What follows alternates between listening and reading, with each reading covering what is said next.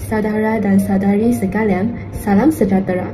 Pada pagi yang penuh berkah ini, dengan perasaan yang penuh kesyukuran, saya ingin berkongsi sebuah karya sastera yang telah meninggalkan kesan mendalam dalam diri saya, ialah novel remaja bertajuk Rahsia di Balik Dinding Sekolah, karya sastrawan negara kita, Amirul Ashraf, diterbitkan oleh penerbit Ilmu Pati ini telah dikeluarkan pada tahun 2023.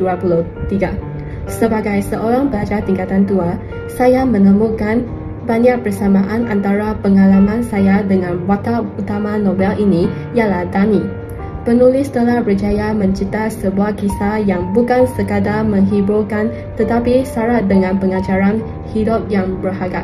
Novel ini mengisahkan penemuan tidak sengaja sebuah diary lama yang tersembunyi di celah-celah dinding bangunan sekolah yang berusia.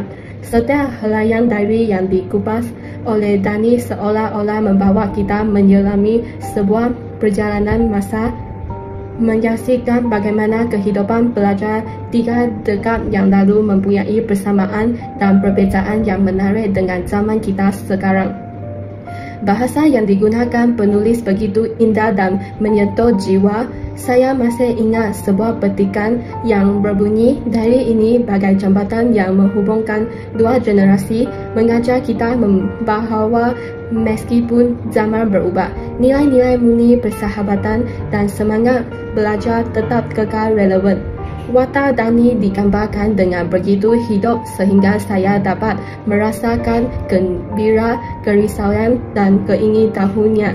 Seolah-olah itu adalah perasaan saya sendiri.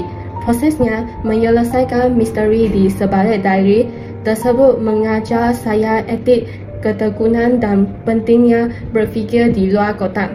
Apa yang paling menyentuh hati saya ialah bagaimana novel ini berjaya menggabungkan elemen misteri dengan pengajaran moral yang halus tetapi berkesan.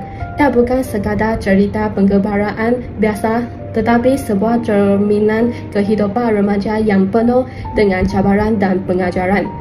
Sebagai penutup, izinkan saya berkongsi bahawa Rahsia di Balik Dinding Sekolah telah mengubah persepsi saya terhadap nilai sebuah persahabatan dan pentingnya menghargai sejarah.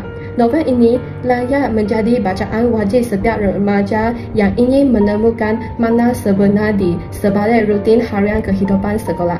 Sekian, terima kasih.